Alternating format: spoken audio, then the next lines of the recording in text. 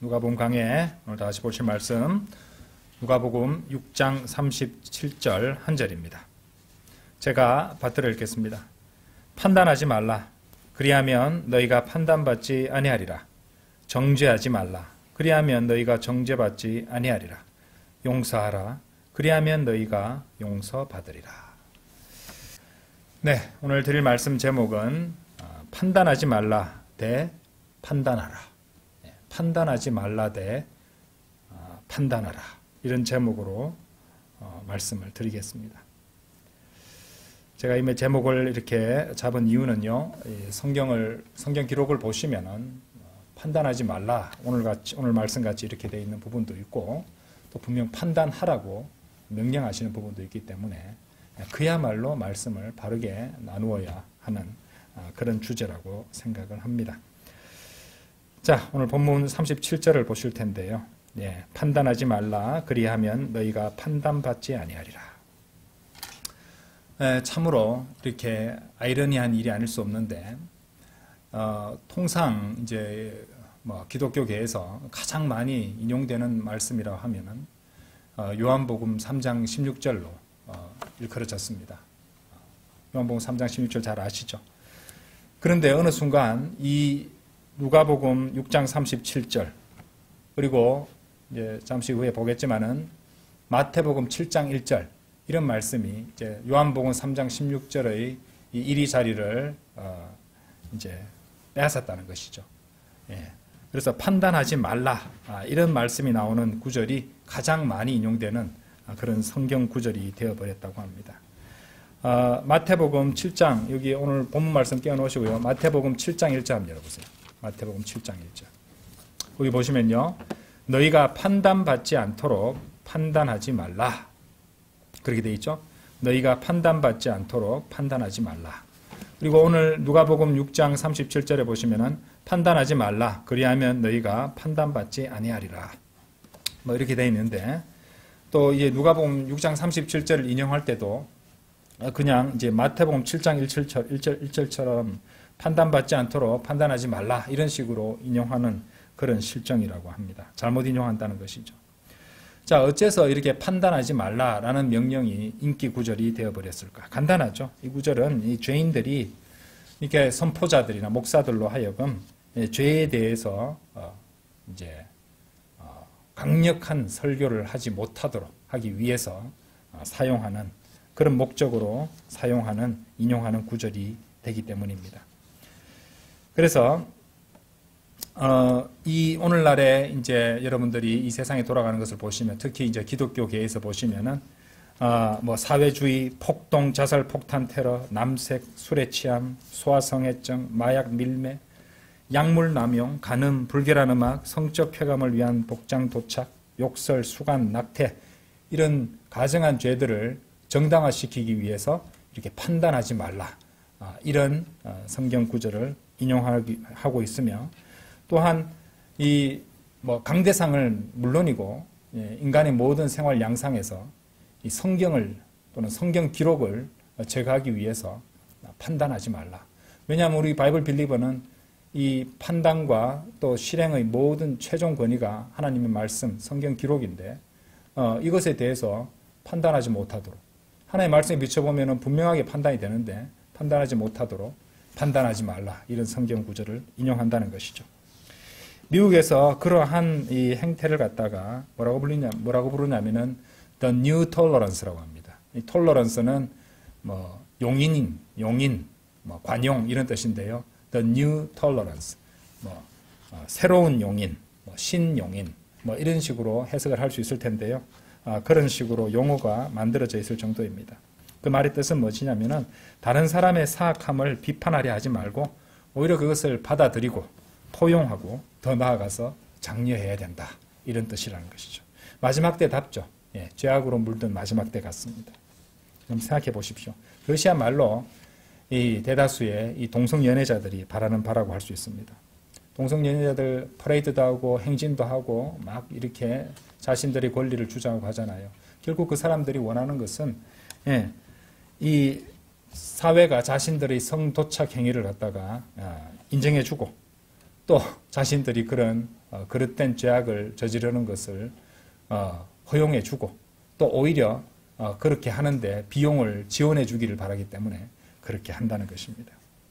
그래서 그리스도인들이 하나님의 말씀에 비추어서 어떤 죄악이나 잘못된 행태를 갖다가 비난하거나 비난하기보다는 비판하거나 그것이 잘못되고 죄라는 것을 일깨워 주면은 뭐 속이 좁다느니 또는 고집불통이 나느니 포용을 전혀 하지 못하느니 편견으로 가득 차 있다느니 이런 식으로 오히려 바른 판단을 하는 그리스도인들을 그렇게 몰아붙인다는 것이죠. 자, 어쨌든 그런 죄인들이 성경에서 이제 나오는 성경을 통해서 하게 되는 이런 의로운 판단을 갖다가 막기 위해서 자신들에게 유리한 것처럼 보이는 구절을 찾아냈다고 해서 성경 기록이 그들의 죄악을 지지해 주는 것은 결코 아니겠죠. 그렇지 않습니까? 아까도 말씀드렸지만 사실 이 판단하지 말라고 명령하셨던 그 동일한 분께서는 다른 곳에서는 또 분명히 판단하라고 명령을 하셨다는 것이죠. 요한복음 7장 24절 한번 열어보세요. 요한복음 7장 24절. 예수님께서 직접 그렇게 하셨어요. 요한복음 7장 24절. 아까 오늘 누가복음 6장 37절에서는 판단하지 말라고 하셨죠. 요한복음 7장 24절을 보시면은 겉모양을 따라 판단하지 말고 다만 의로운 판단으로 판단하라 이렇게 말씀하셨어요. 예수님께서는 의로운 판단으로 판단하라고 명령하셨습니다. 그러니까 그들이 판단하지 말라 이런 얘기 마태복음 7장 1절이나 누가복음 6장 37절 같은 말씀을 가져와 가지고 자기들의 죄에 대해서 판단하지 말라고 할 때 그것은 뭔가 성경 전체의 기록을 대변하는 그 명령은 아니라는 걸 알아야 된다는 것이죠. 그러니까 우리가 어떻게 해야 돼요?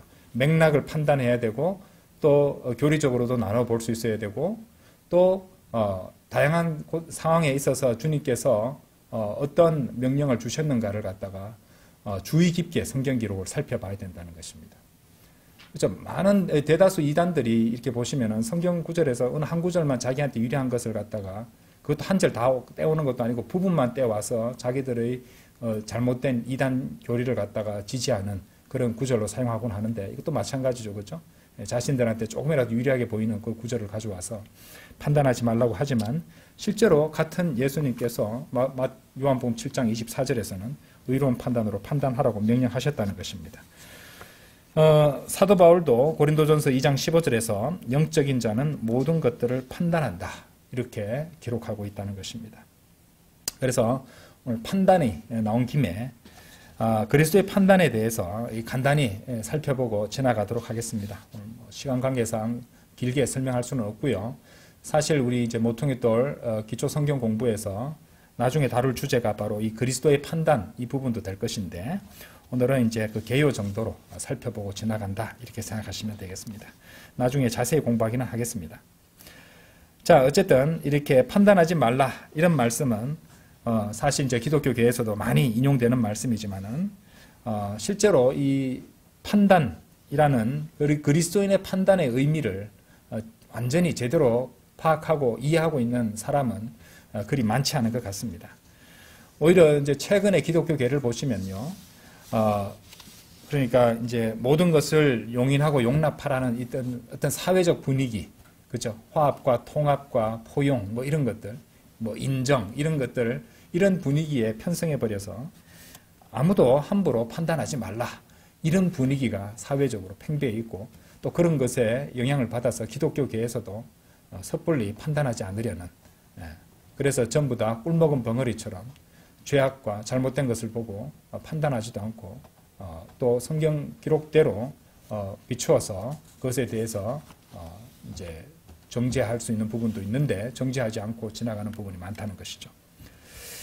그래서 실제로 우리가 이제 성경 구절들을 보게 되면은요, 반드시 그리스도인들은 어떤 영적 분별력을 가지고 의로운 판단을 해야 된다는 것을 우리가 알 수 있습니다. 자, 먼저 판단에 대한 이 성경적 관점을 한번 살펴보겠습니다. 자, 왜 사람들이 판단을 갖다가 판단에 대해서 그렇게 한 구절만 쏙 빼와가지고 자신들을 입장을 보호하기 위해서 그렇게 사용하는가? 뭐 예를 하나 들자면요. 아까 우리가 마태복음 7장 1절 한번 가보십시오. 그러니까 성경을 읽을 때 이제 맥락을 무시하는 경향이 있다는 말입니다. 딱 듣고 싶은 말만 듣고 그냥 뒤돌아서 가버리는 것처럼. 예. 성경 전체의 맥락을 생각하지 않는다는 것이죠. 자, 마태복음 7장 1절에서 5절 전체 맥락을 보자고요. 너희가 판단받지 않도록 판단하지 말라. 그러니까 전혀 판단하지 마. 그래야지 남이 너를 갖다 판단하지 않지. 이렇게 생각하면 곤란합니다. 문맥을 보자고요. 이는 너희가 어떤 판단으로 판단하든지 그것으로 너희가 판단받을 것이요. 너희가 어떤 척도로 재든지 그것으로 너희가 다시 측정될 것이기 때문이라. 그런즉 어찌하여 너는 너의 형제의 눈 속에 있는 티는 보면서도 너 자신의 눈 속에 있는 들보는 숙고하지 아니하느냐. 그런데 보라. 너 자신의 눈 속에 들보가 있는데 어떻게 네가 너의 형제에게 말하기를 나로 하여금 너의 눈에서 티를 뽑아내게 하라 하겠느냐. 자, 5절 잘 보세요. 너 위선자여. 먼저 너 자신의 눈에서 들보를 뽑아내라. 그리하면 그때 너는 똑똑히 보리니 너의 형제의 눈에서 티를 뽑아내리라. 자, 전체 맥락을 보니까 주님께서 판단하지 말라고 명령을 주신 그 이유, 그 참뜻을 우리가 알 수가 있습니다. 마태복음 7장 1절 우리가 보셨듯이 판단받지 않도록 판단하지 말라라고 말씀하셨지만 그 맥락은 5절에 잘 나타나 있어요. 5절에 뭐라 나옵니까? 위선자여라고 하셨다 이 말입니다. 그러니까 예수님께서 판단하지 말라고 명령하신 이유는 위선자로서 위선적인 판단을 하는 것을 하지 말라. 그것을 금하고 그것을 경계하라고 그 말씀을 하신 것이에요. 그렇죠? 마태복음 7장 2절 5절 우리가 보셨지만 예수님은 자신의 눈 속에 있는 들보는 보지 못하면서 다른 사람의 눈 속에 있는 티를 뽑아내려는 사람을 꾸짖으셨다는 것입니다. 이는 판단 자체를 아예 하지 말라 이 말이 아니죠. 자신을 먼저 돌아보지 않는 위선적인 판단을 하지 말라 이 말입니다. 왜냐하면 네가 하는 그 판단대로 그 기준대로 너도 판단될 것이기 때문에 그러면 너의 위선이 드러날 것이기 때문에 그렇게 하느니 판단하지 마라. 그러니까 그 말은 아예 판단하지 말라는 것이 아니라 그런 위선적인 행태를 멈추고 회개하고 바로 잡히라는 말입니다.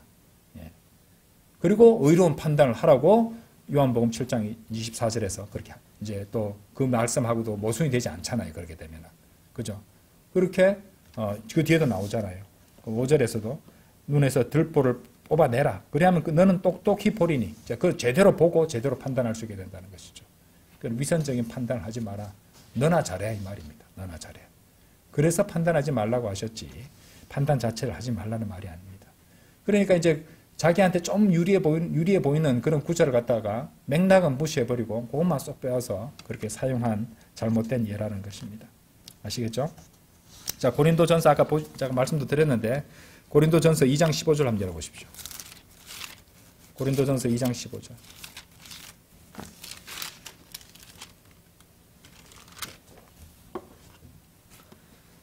그러나 영적인 자는 모든 것들을 판단하나 그럼에도 자기 자신은 아무에게도 판단받지 아니하느니라 이렇게 말씀하십니다. 자, 이 말씀은 영적인 자가 누굽니까? 구원받은 성도로서 그렇죠? 구원받은 성도로서 이 자신의 육신을 예수 그리스도와 함께 십자가에 못 박은 성도들입니다. 그렇죠? 그런 영적인 자는 모든 것을 판단한다. 그러니까 영적인 그리스도인은 모든 것들을 판단할 수 있고 또 아무에게도 판단받을 일이 없다는 것입니다. 그런데 현재 이 세상은 어떻습니까? 오히려 죄인들이 이 바이블 빌리버들을 판단하는 시대가 되어버렸습니다. 그렇죠? 죄인들이 바이블 빌리버들을 보고 뭐 사랑이 없다느니 광신도라느니 성경 숭배자라느니 이런 쿵저럭쿵 판단할 자격도 없는데 왜냐하면은 자 아까 고린도전서 2장 15절에서는 영적인 자는 모든 것을 판단할 수 있지만 죄인들은 그렇게 판단할 수 없다는 겁니다. 이 성경이 권위가 그렇게 주는 거예요. 그럼에도 자기 자신은 아무에게도 판단받지 아니하느니라. 그러니까 영적인 자 아닌 자들 죄인들은 아무도 판단할 수 없다는 말입니다. 이 말씀이 뜻이 그렇습니다. 그런데 정반대로 그들은 구원받은 성도들 바이블 빌리버들을 함부로 판단하고 있는 거죠. 그렇죠? 자격 없이 판단하고 있는 겁니다. 그 판단도 그럼 죄가 되겠네요. 그렇죠? 자, 어쨌든 그리스도인이 이 판단을 해야 된다는 것은 분명합니다. 또 있습니다. 고린도전서 6장 한번 열어보세요. 고린도전서 6장. 6장 2절 보세요.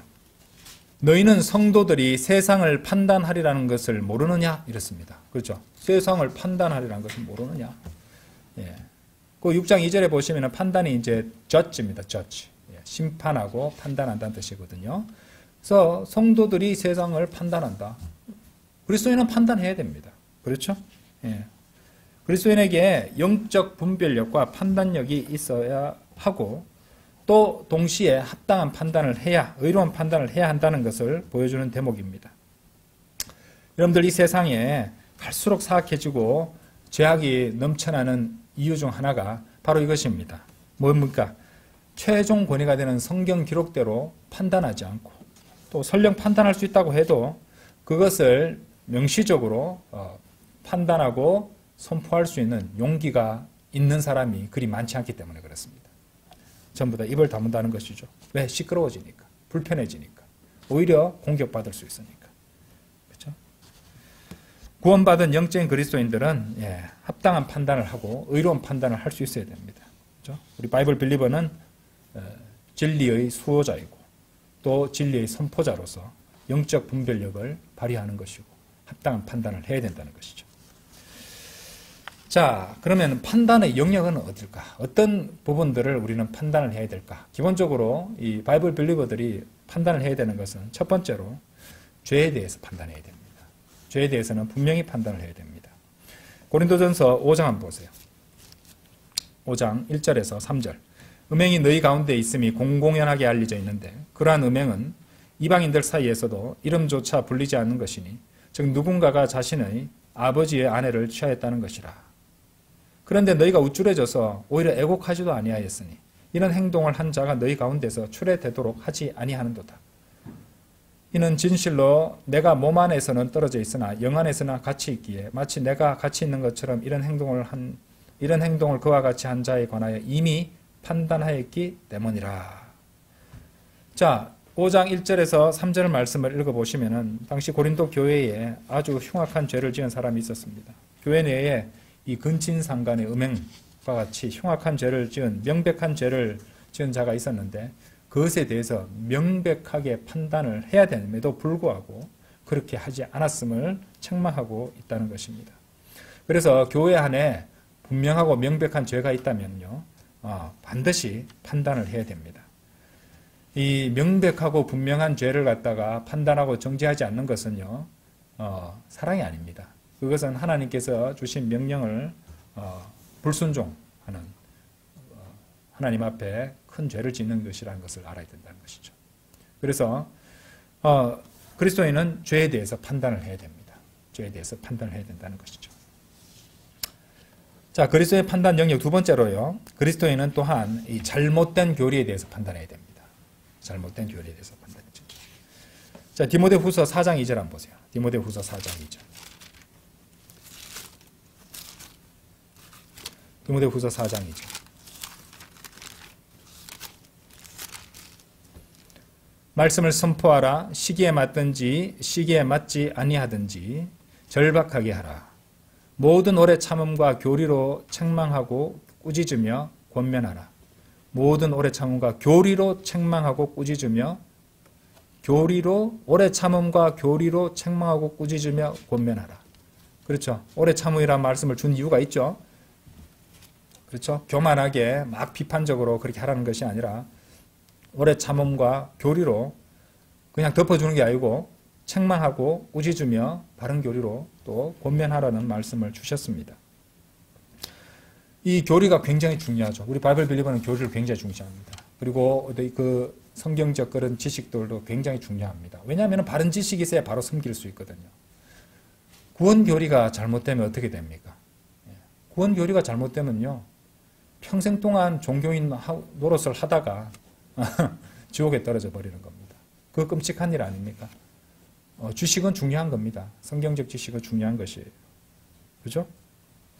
특히 이제 그래서 잘못된 교리를 선포하는 자들, 뭐 행위 구원이라든지 구원을 잃어버릴 수 있다든지 끝까지 견디야 구원받는다든지 은사주의적 체험으로 구원받는다든지 이런 것들을 주장하는 자들 또는 로마 가톨릭, 여호와의 증인 다분히 다 행위구원적인 요소를 다 갖고 있죠. 안식교인들. 가차없이 그 교리에 대해서는 분명히 그들에 대해 잘못됐음을 갖다가 설명하고 그것을 지적합니다. 예.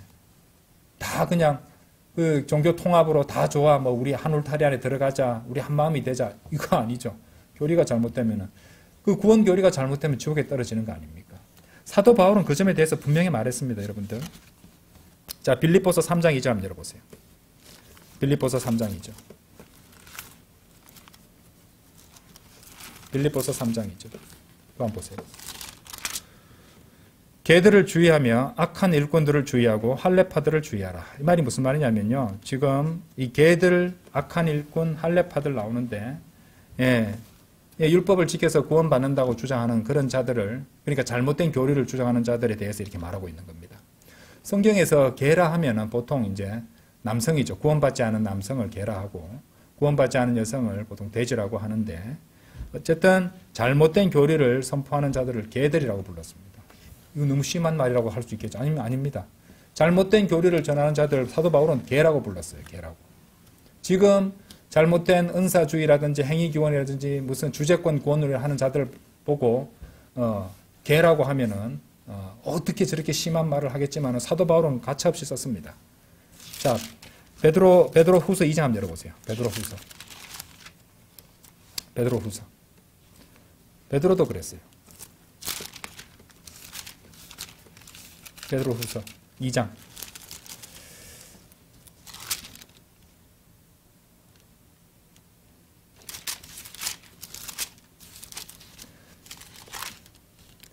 베드로후서 2장 1절. 그러나 거짓 예언자들이 백성 가운데도 있었던 것 같이 곧 거짓 선생들이 너희 가운데 있으리라. 그들은 심지어 자기들을 사신 주를 부인하며 영벌의 심판을 받을 이단 교리들을 은밀히 들여와 급격한 멸망을 자기들 위해 가져오리라. 지적했죠. 이 거짓 교사들, 거짓 선생들에 대해서 얘기했죠. 자, 베드로후서 2장 22절 보세요. 그 끝에도 베드로후서 2장에도 뭐가 나옵니까? 그들에게 그 일이 참된 잠언대로 벌어졌으니 개는 그 자신의 토사물로 다시 돌이켰으며 씻긴 돼지는 그녀의 징창 속에서 뒹구는 것으로 돌이켰도다 한 것이라. 그 2절에도 개와 돼지가 나오고 있습니다. 왜 틀린 교리, 특히 구원 교리에 대해서 우리는 가차없이 비판하고 그것의 심각성을 말하는 겁니까? 예? 사람의 혼을 영원토록 지옥에서 불타게 만들잖아요. 그거 용납할 수 있습니까? 저는 그런 거 용납 못하겠습니다. 예. 마태복음 7장 한번 열어보세요. 마태복음 7장.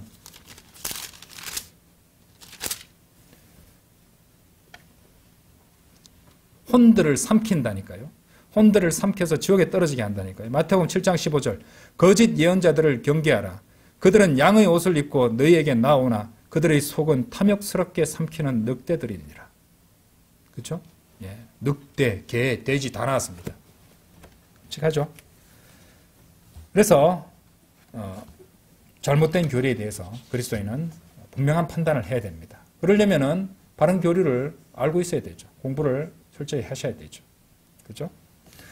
자, 세 번째로 이 문제는 좀 더 실제적이고 우리 각자 자기 자신에게 연관된 문제라 할 수 있습니다. 우리는 우리 각자가 이 형제 자매에게 어떤 영적 장애물이라든지 실족할 계기를 주지 않았는가, 이런 것들을 살펴보며 자신을 판단해야 됩니다. 그렇죠? 대표적으로 우리가 판단해야 될 것 제가 세 가지를 말씀드리고 있어요. 죄에 대해서 판단해야 되고요. 잘못된 교리에 대해서 판단해야 되고 자기 자신에 대해서 판단해야 됩니다. 왜냐하면 판단이라는 단어를 가지고 성경 구절을 찾아보시면은 성령님께서 로마서 14장 한번 열어보세요. 로마서 14장 13절 한번 열어보세요. 로마서 14장 13절에서 이렇게 말씀하십니다. 그러므로 우리가 다시는 서로를 판단하지 말자. 개인적인 그런 문제들에 있어서 성도들끼리 서로 판단하서는 안 됩니다. 난 저 사람보다 내가 좀 더 머리가 좋고 내가 좀 더 나은 것 같아.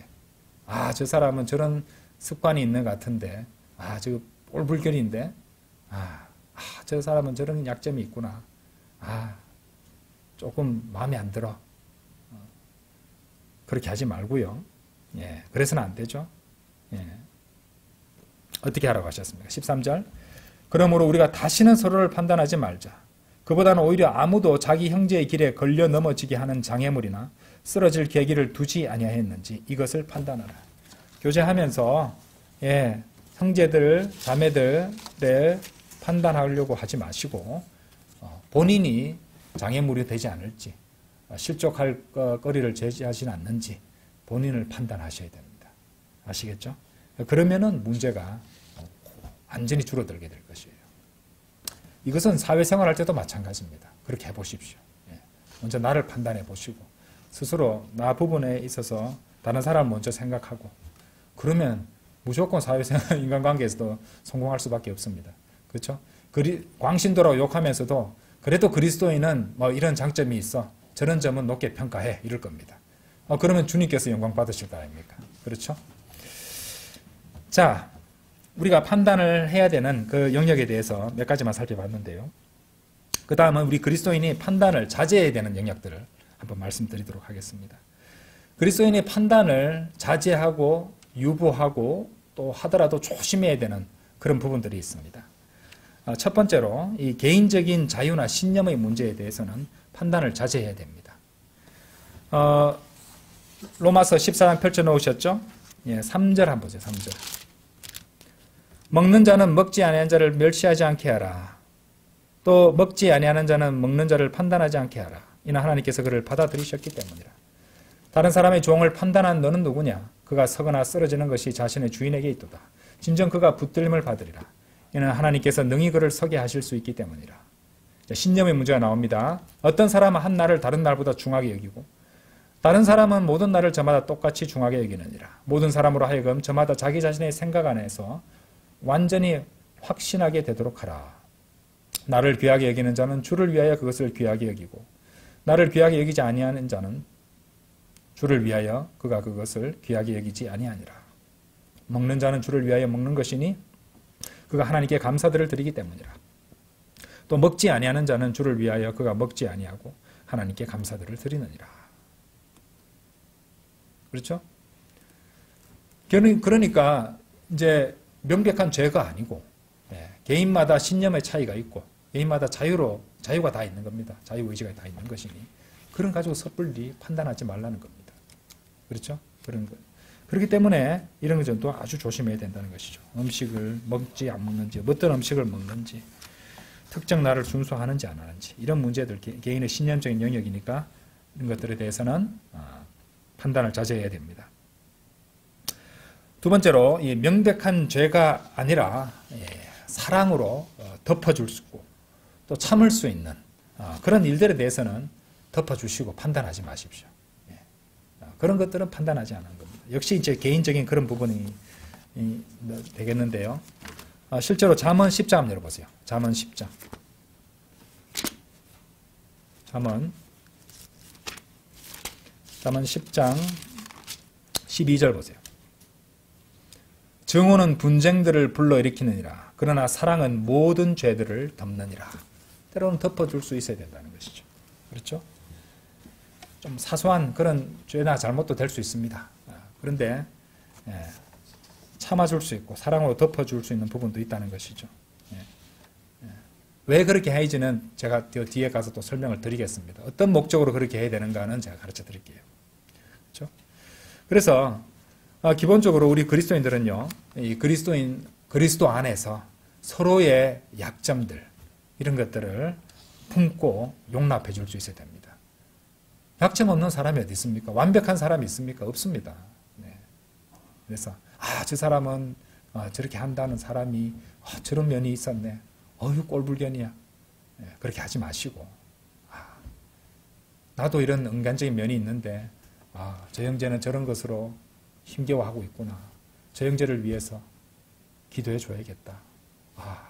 나도 이런 면을 내가 생각하지 못했던 그런 면도 있겠구나. 이 성숙한 그리스도인의 자세 아니겠습니까? 그렇죠?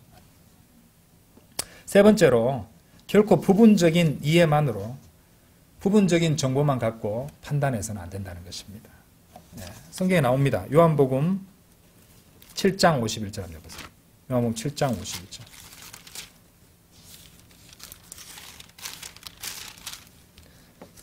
우리의 율법이 당사자의 말을 듣고 그가 행하는 것을 알기 전에 그것이 아무 사람이나 판단하느냐. 판단으로 검색해보면 나오죠. 그죠? 그러니까 다 이렇게 당사자의 말을 듣고 무엇을 행하는지 그것도 다 알기도 전에 다 이해하지도 않고 모든 정보를 다 갖고 있는 것도 아닌 상태에서 섣불리 판단해서는 안 된다는 것이죠. 그러니까 오해하면 흥분하고 화가 나서 섣불리 판단하게 되는 경우가 많습니다. 결코 그래서는 안 된다는 것이죠. 그렇죠? 성급하게 판단하면은 다 일을 그르칠 때가 많습니다. 사안의 전체 사정도 자세히 알지 못한 채 그렇게 판단하는 것은 오히려 불의한 일이라고 할 수 있겠습니다. 자, 그렇다면 그리스도인이 이 지혜로운 판단을 하고 올바른 판단을 하기 위해서 명심하고 있어야 될 것들은 무엇일까? 그것들을 한번 생각해 보겠습니다. 먼저 아까도 잠시 말씀을 드렸지만은 모든 판단에 앞서서 자신을 먼저 돌아보는 영적인 습관을 길러야 됩니다. 어떤 판단에 앞서서 자기 자신을 돌아보고 판단해보는 습관이 있어야 된다는 것이죠. 고린도전서 11장 한번 열어보세요. 고린도전서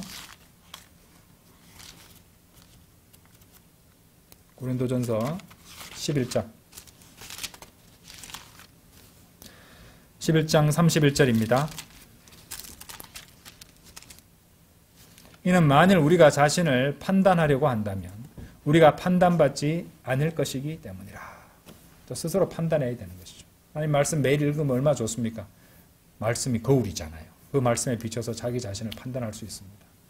그 말씀에 묵상해보고 또 그 말씀의 물로 자신을 씻어낼 수도 있는 것입니다. 그리고 주님 앞에 자백할 것은 자백하면 됩니다. 예수 그리스도의 보혈을 적용해서 깨끗하게 제거할 수 있잖아요. 그렇죠?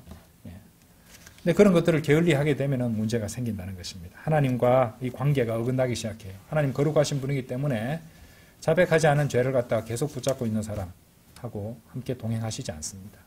방법을 가르쳐 주셨는데 안 하면 곤란하다는 것이죠. 그래서 자기 자신을 판단하는 것은 언제나 좋은 습관입니다.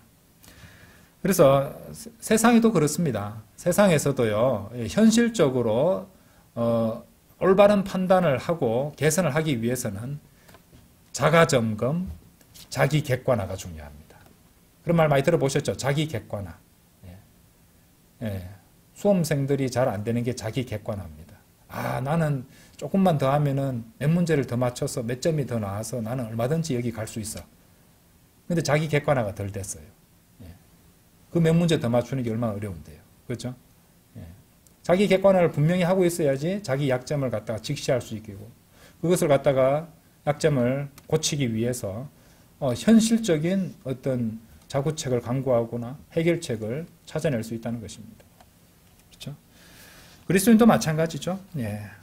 자기 점검을 하고 자기 객관을 하고 또 스스로 판단해보고 주님께 자백할 것은 자백하고 바로 잡혀야 된다는 것이죠. 자, 그리고 판단을 할 때, 그래서 때로는 이제 교회 내에서 성도들을 판단할 수 있을 필요가 있으니 교회 내의 죄를 갖다가 죄에 대해서는 분명히 판단해야 된다고 그랬잖아요.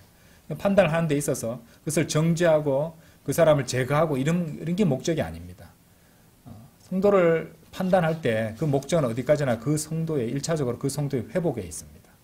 그 성도를 회복할 수 있도록 어떻게 하라는 것입니다. 그 성도의 회복과 바로잡힘이 1차적인 목적이 되어야 됩니다. 그래서 반드시 판단이 내려져야 되는 상황에서도 목적은 항상 죄를 범한 형제의 회복이 되어야 된다는 것이죠. 자, 성경에도 그런 말씀이 나와요. 갈라디아서 6장 한번 열어보세요. 갈라디아서 6장.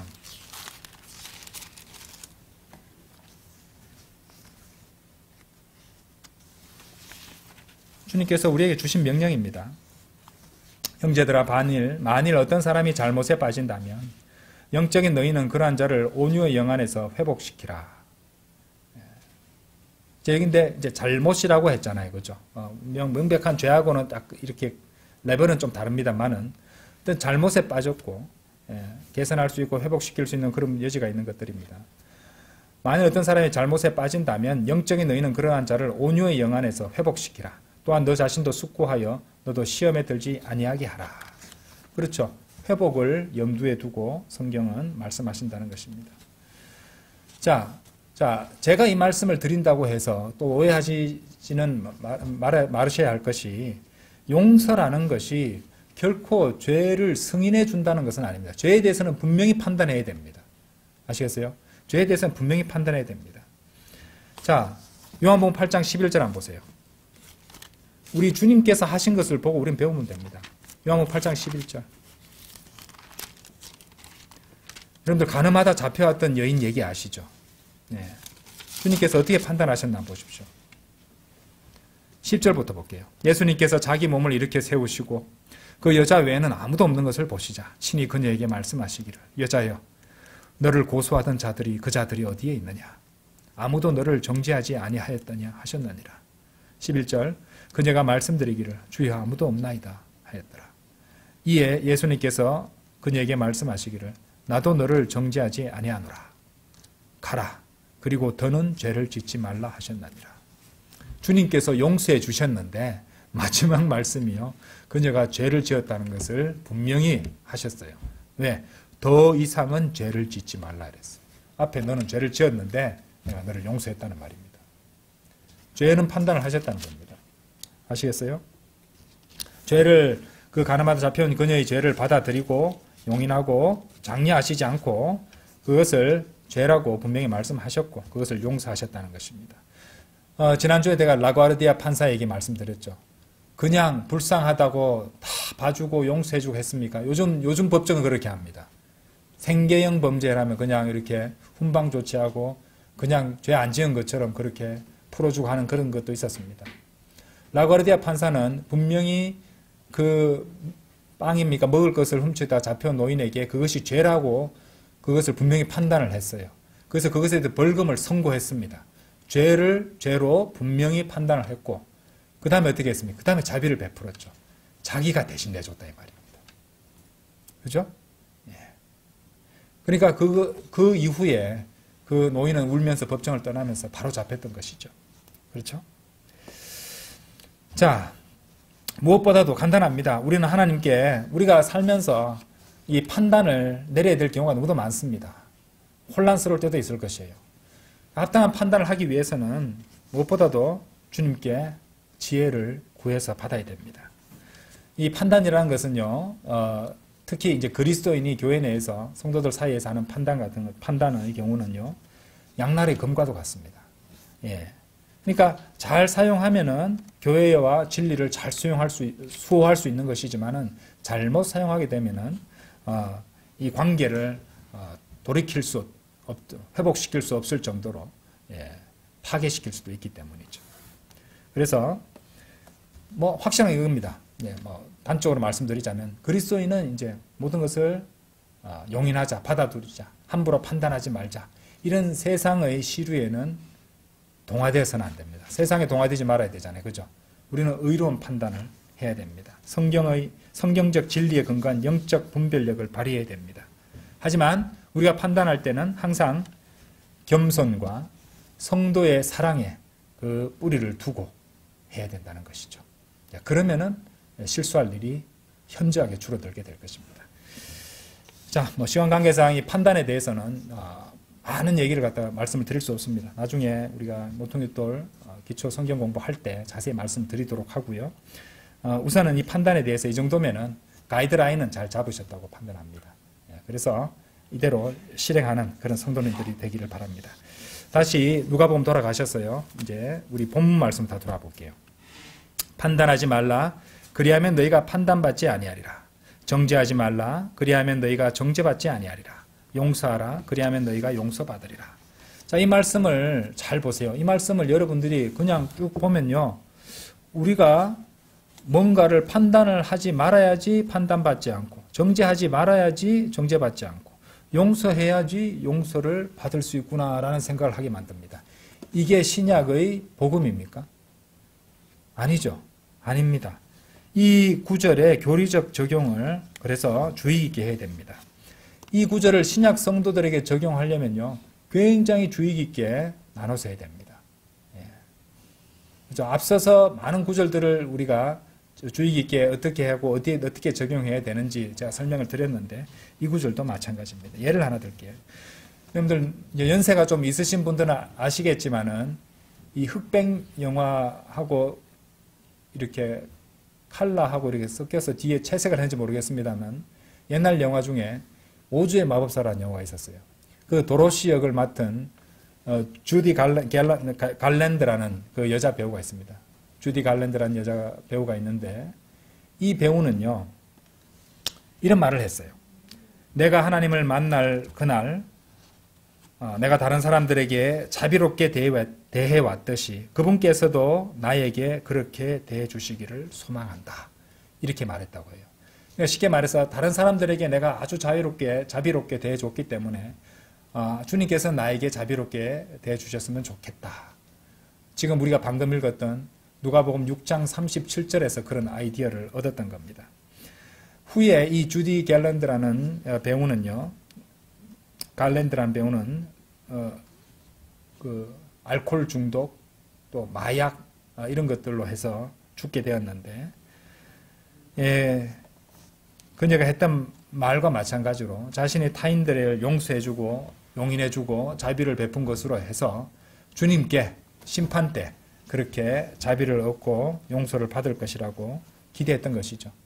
하지만 우리 바이블 빌리버의 바른 교리로 봤을 때 그 사람이 지금 어디 있겠습니까? 그 사람의 혼이 지옥에 있습니다. 누가복음 6장 37절을 복음처럼 받아들이고 그렇게 해서 구원을 받으려 한다면요, 그 사람은 지옥문만 더 넓게 열어젖히고 있는 형국이 되고 말 것이라는 말입니다. 왜 그렇게 오해를 했냐면요, 이 누가복음 6장 37절에서 판단하지 말라라는 영어 킹제임스 성경 표현을 보세요. judge not입니다. judge는 심판하다는 뜻도 있어요. 그러니까 니네들이 심판하지 마라. 그러면 심판받지 않는다. 판단하지 마라. 그러면 심판받지 않는다. 이렇게 판단을 했다는 것입니다. 그렇죠? 그렇지 않습니다. 자, 정죄로부터 자유로워지는 것, 그리고 죄들을 용서받는 것, 어떻게 해서 받는 것입니까? 그것은 다른 사람들을 용인해주고 용납해주고 친절하게 대해줌으로써 이렇게 구원을 받고 또 정죄로부터 자유로워지는 것이 아닙니다. 우리가 알고 있어요. 오직 주 예수 그리스도를 통해서 그런 것들이 오는 것입니다. 성경 구절 몇 구절 보겠습니다. 요한복음 3장 한번 열어보세요.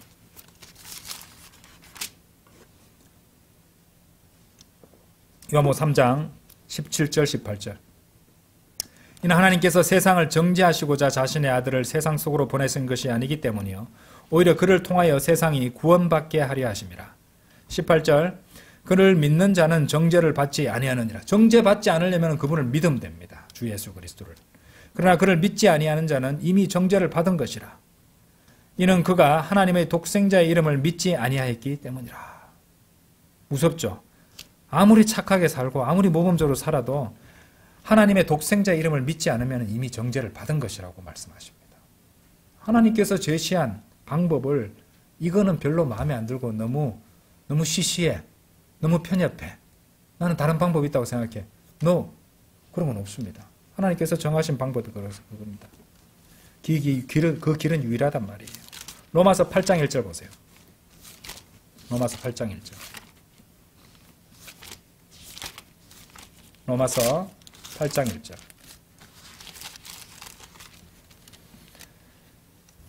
정죄함을 벗어나려면 어떻게 합니까? 그러므로 이제 그리스도 예수 안에 있는 자들에게는 정죄함이 전혀 없나니 그들은 육신을 따라 살아가지 아니하고 다만 성령을 따라 살아가느니라.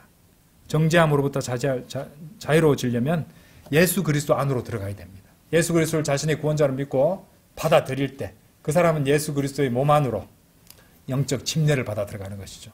그렇죠? 예. 예수 그리스도 안에 있어야 됩니다. 예수 그리스도 안에 있어야 된다는 것이죠. 사도행전 13장 한번 읽어보세요. 사도행전 13장. 사도행전 13장. 38절 39절. 그러므로 남자 형제들아 너희에게 이것이 알려질지니 이 사람을 통하여 우리 주 예수 그리스도죠. 이 사람을 통하여 우리 주 예수 그리스도를 통하여 너희에게 죄들의 용서함이 선포되었다는 것과 그분에 의하여 너희가 모세 율법으로는 정당함을 입증받을 수 없었던 모든 일들에서 믿는 자들 모두가 정당함을 입증받았다는 것이라. 그렇죠? 예수 그리스도를 믿는 자 모두가 정당함을 입증받을 수 있다는 것이죠. 그래서 이 지구상에서 가장 상냥하고 가장 친절하고 관용과 사랑이 넘치고 늘 용서하고 용인하는 사람이라 할지라도 그 사람에게 주 예수 그리스도가 없다면 그 사람은 지옥에서 새까맣게 튀겨지게 될 것입니다. 문자 그대로. 너무 안타깝죠?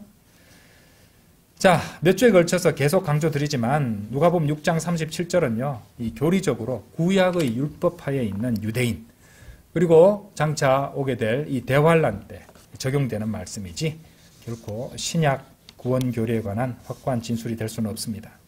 이 점을 우리는 분명히 알아야 된다는 것이죠. 물론 우리가 이걸 실제적으로 받아들일 수는 있습니다. 무엇이냐? 그리스도인이 용서하는 사람이 성도의 사랑을 가지고 용서하는 사람이 되어야 된다는 것은 맞습니다. 주님께서 우리도 자비로우라고 하셨잖아요. 그렇죠? 그 점에는 논쟁의 여지가 없습니다.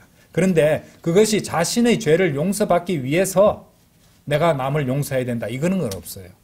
내가 용서받으면 우리가 구원받은 성도로서 살다가 죄를 짓게 되면은 주님께 자백하면은 예수 그리스도의 보혈로서 우리가 용서받고 또 제거될 수 있잖아요. 해결될 수 있잖아요. 그거지 용서받기 위해서 남을 용서하라. 이런 것은 없다는 겁니다. 자, 에베소서 4장 32절 한번 보세요. 이미 성경에 나오는데 왜 사람들은 성경을 제대로 안 읽는지 모르겠습니다. 용서받기 위해서 용서하는 게 어디 있습니까? 그거는 그리스도인에 관한 얘기가 아닙니다. 에베소서 4장 32절 그런 사람도 있으면 이 말씀 보여주세요.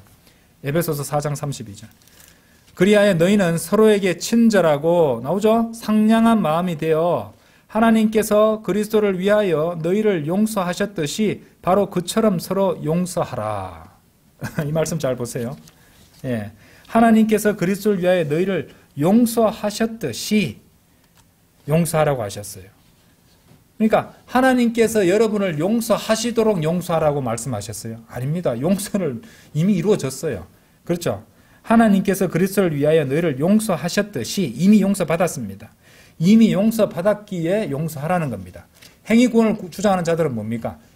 선한 행위가 나오고 있어야지 선한 행위를 해야지 구원을 받을 수 있고 구원에 이를 수 있고 또 구원이 유지된다고 주장하는 자들은 이 사람들도 착각하는 것이죠. 우리가 그리스도인이 주님을 섬기고 선한 행위를 하는 이유가 뭡니까?